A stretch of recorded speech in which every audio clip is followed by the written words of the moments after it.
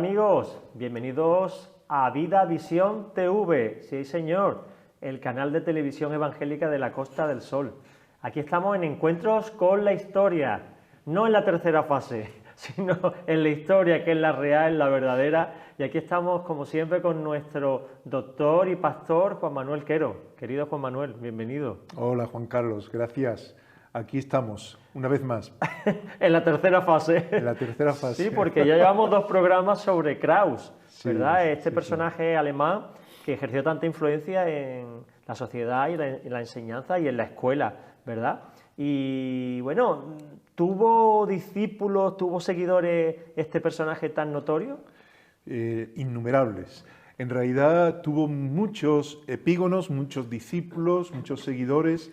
No solamente en Alemania, donde muchos iban a aprender de todo el movimiento que se estaba generando, de toda la revolución que se estaba dando, que se haría en toda Europa, pero también aquí en España. Aquí en España también tuvo seguidores muy importantes. Recordemos que es que lo que creó Krauss fue una revolución que iba, digamos, a dar un impulso a todos los países. ¿Y cómo se transmitía esto? Porque ahora tenemos las redes sociales que van volando. Entonces, ¿cómo se transmitían las ideas de Krauss y cómo forjaba escuela en distintos países? ¿Cómo se movía la cosa? No, tenemos que olvidarnos de cómo entendemos hoy las cosas a cómo eran antes. Había que viajar, tener encuentros en las universidades, encuentros en los cuales las personas que eran enviadas, que eran como embajadores de los diferentes países para ver qué ocurría, estuviesen allí. Vale. Y de España vamos a ver que irían también algunas personas. Y como era algo revolucionario, que revolucionó todo el mundo. Claro, cambió la mentalidad. Cambió la mentalidad en muchos aspectos. De hecho, en España se produjo lo que nosotros llamamos desde la perspectiva de protestantismo la segunda reforma protestante, que se dio en el año 1869, a mediados del siglo XIX, tiene que ver mucho con todo esto, porque fíjate que es que en España nunca hubo una constitución donde hubiese libertad religiosa. Ni la Pepa. Ni la Pepa, tristemente, ni la Pepa, que fue la primera constitución que en el 1812, en ese ambiente de la Revolución Francesa y demás, se confecciona, tampoco recoge la libertad religiosa. Sería precisamente con la gloriosa, la revolución de la gloriosa que se recogería.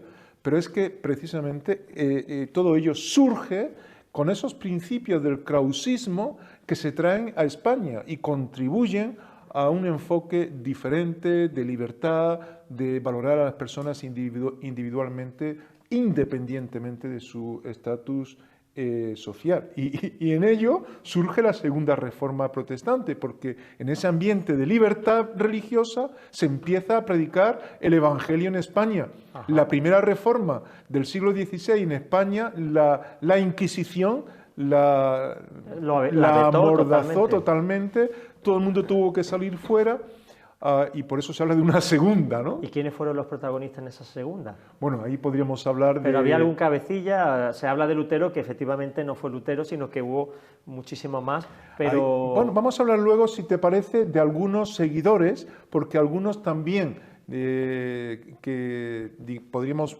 considerarlos como de alguna manera también discípulos de Krauss, fueron también quienes estuvieron allí.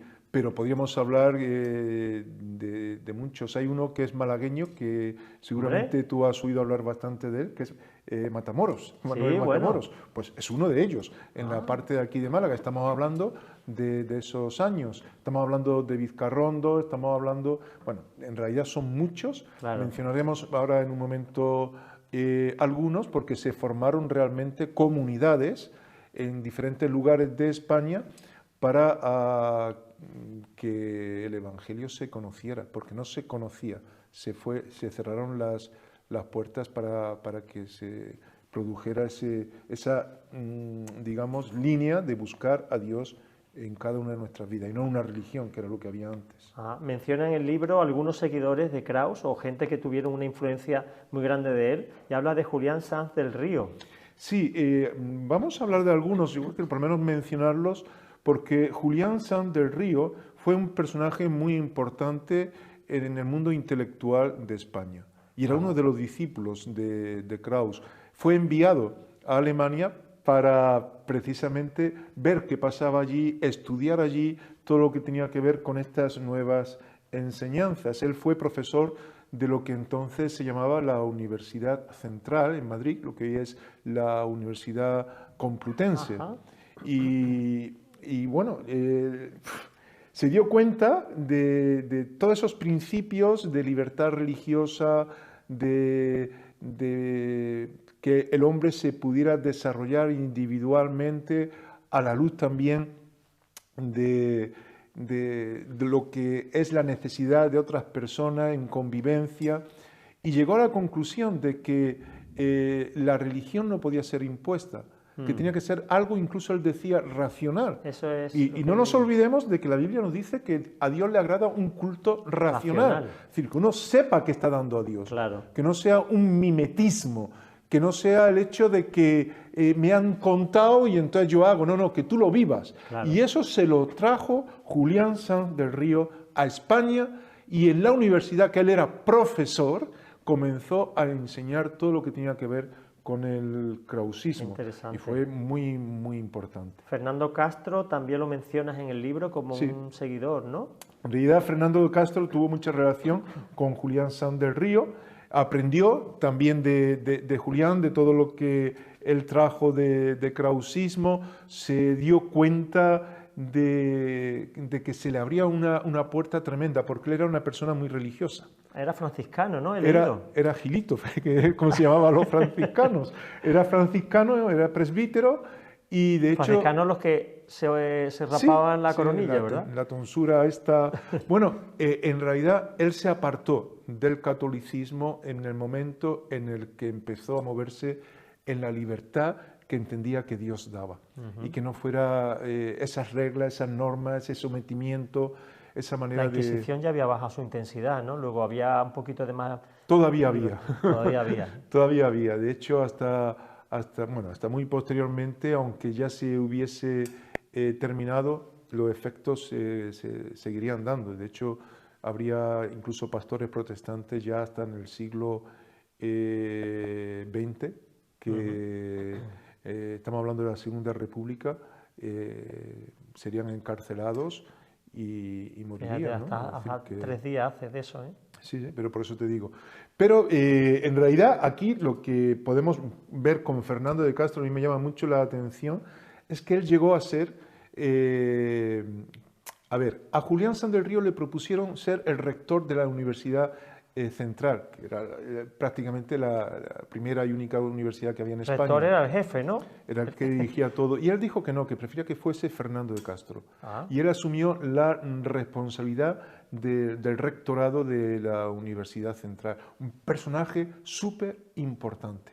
Este hombre empezó a dar conferencias para mujeres en la universidad, que no tenían acceso a la universidad. Dijo, las mujeres también deben de tener acceso, también deben de conocer. Y bueno, y en realidad fue protestante, el hombre se convirtió. Sí. Él hablaba de Cristo como hablamos tú y yo cuando conocemos a Cristo en nuestra vida y vemos cómo la palabra de Dios lo muestra. En este tiempo, el mundo católico era muy interesante cómo actuaba, porque cuando veían a estas personas que se apartaban de sus líneas y se postulaban de esta forma, decían que eran católicos liberales. Pero en realidad eran protestantes. De toda la vida. Eran protestantes, se habían convertido. Católicos liberales, fíjate, Sí. qué interesante. Era una forma de exculpar un poco y decir, no, son nuestros, ¿no? También habla de Gumersindo de Azcárate. Bueno, estamos hablando de discípulos de Krauss en España, y efectivamente él fue otro de los krausistas en España que ayudó a que las cosas cambiaran. Era médico, pero entendió que era muy importante dedicarse a la pedagogía. Creía que eso podía curar más enfermedades cuando se enseñaba la verdad Más vale prevenir que curar. Claro, en todas las esferas educativas. Y al final fue un revolucionario, un rector de lo que luego fundaría Giner San de los Ríos, que fue la institución libre de enseñanza. ILE, lo que pones Lo que aquí. se llama la ILE. Es muy conocido, de hecho cuando yo hice el doctorado me tocó quemar muchas pestañas, lo que fue, porque todavía funciona, y se puede investigar todo lo que se escribió en aquel tiempo en lo que es la sede de la institución libre de enseñanza que está en Madrid. Sí. Qué bueno. Cuando él se impregnó de todo ello y fue una persona que, bueno, fue rechazada por sus enseñanzas, pero intentó que las discriminaciones que existían, incluso por la misma religión, se quitaran. Él iba en contra de que hubiese, él decía que incluso le daba un gran temor que fuese enterrado en un cementerio ateo. Porque en aquel tiempo había cementerios para los ateos, cementerios para los católicos ¿Y los demás? y para los protestantes, aparte también.